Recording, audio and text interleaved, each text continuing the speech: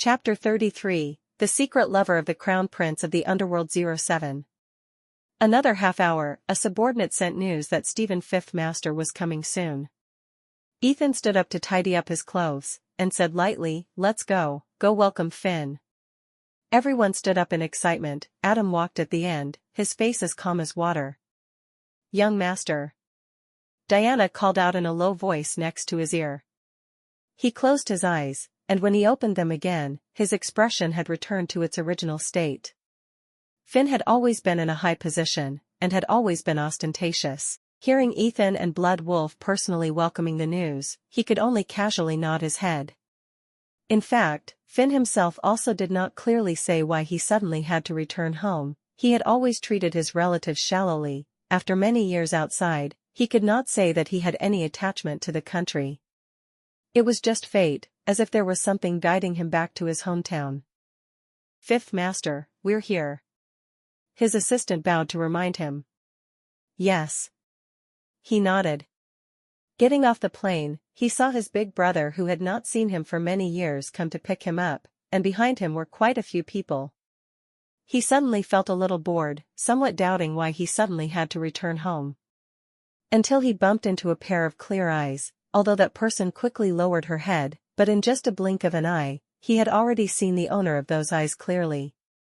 "TSK, this person's face value is really heart-touching." Diana glanced at Finn and said, "Originally thought that the male lead Adam was already handsome enough to make people doubt the world, didn't think there would actually be someone even more stunning." 2333 was a bit speechless, but also a bit lucky, meeting such a handsome person. The host seemed to be even more enthusiastic.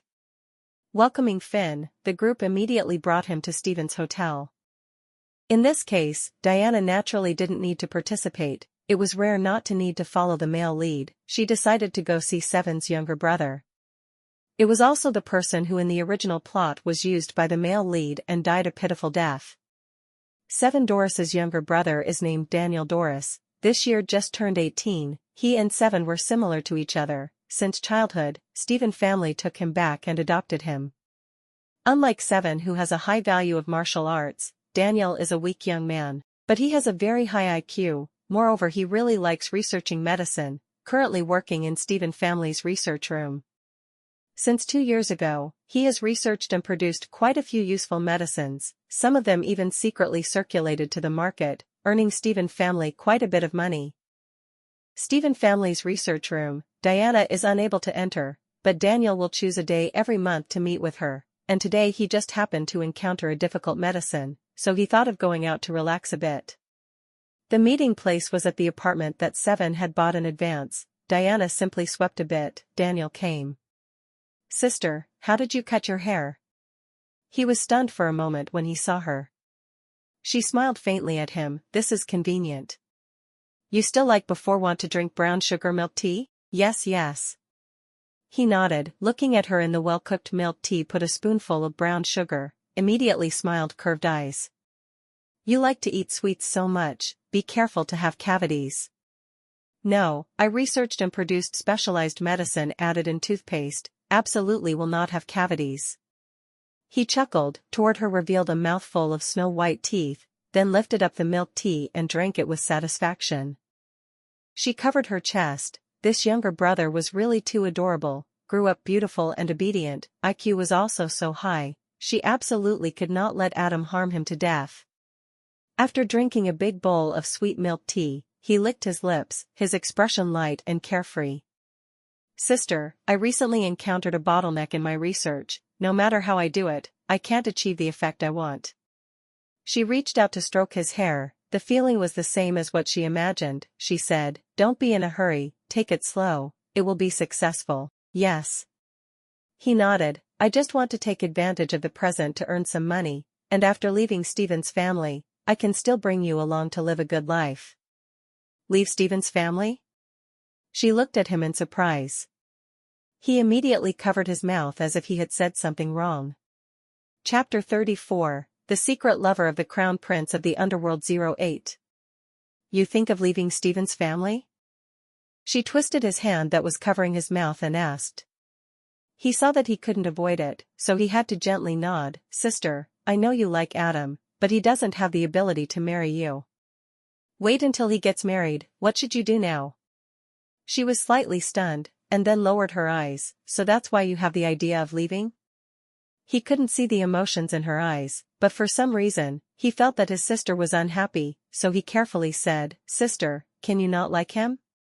The world outside is so big, there are always people better than him. She raised her eyes and couldn't help but laugh. You're still young, you don't understand this kind of thing. I'm 18, my team leader said he got a girlfriend at 16. He retorted. Does our little Daniel also want to get a girlfriend? She teased. I don't have it. His face was slightly red, and he said softly. She rubbed his hair, and stopped talking. She knew that he grew up in the Stephen family since he was young, but he didn't have much contact with the outside world, only focusing on doing pharmaceutical research, and his thoughts were also exceptionally simple. Just being simple didn't mean he was stupid, on the contrary, because his thoughts were transparent, he could see more clearly the relationship between Seven and Adam. In his opinion, although the Stephen family raised them, he only cared about his sister. If Adam got married, would his wife still be able to tolerate Seven staying by Adam's side? At that time, how should his sister handle herself? She just felt that this younger brother was really too good, no wonder Seven Doris couldn't let go of him, the original plot. She also disobeyed Adam for her younger brother. This probably also pushed Adam to finally take advantage of her younger brother. Seven was a person of the Blood Wolf organization, how could she have such an obvious weakness? In Adam's eyes, he might think that this was to eliminate obstacles for her, but in her eyes, the person she liked and was loyal to was the person who killed her only relative. Adam, this kind of person really deserves to die. Even if he eventually succeeded in inheriting the Blood Wolf, he was still a conceited and childish person. Diana's eyes were a bit cold. This kind of person, even if he was killed, wouldn't make people feel satisfied. Only by taking away everything from him, trampling on his pride, making him fall from the clouds into the dust, making the people he once looked down on become an existence he had to look up to, this would be the best revenge. After seeing her younger brother, she disliked Adam to the extreme. Host is really scary. 2333 quietly ran a little further, to avoid angering her. Hello, is it Miss Doris? She walked back to Stephen's house on the way, but was stopped by a man with elegant appearance. It's Finn's assistant, Tony Bush. 2333 flew over and said. She was startled in her heart, but quickly reacted, I haven't even reached the mountain yet, the mountain came to follow me. Yes, you are? She pretended to be a doubtful look, her eyes also appropriately revealed a trace of vigilance. You can call me Assistant Bush, today I would like to invite you because my boss wants to talk to you about business. Tony put on his full demeanor, his tone was quite sincere. Speaking of business, she gently curled her lips, sorry, I have never been interested in business. You can think about it again, this business is only profitable and not at a loss. She sneered, since I was young, I have known a principle, what you want to get, you have to pay a price. But I don't believe in business that is only profitable and not at a loss, who knows what price I have to pay. She saw him slightly frown, this business isn't something that only I can do, you find someone else to do it.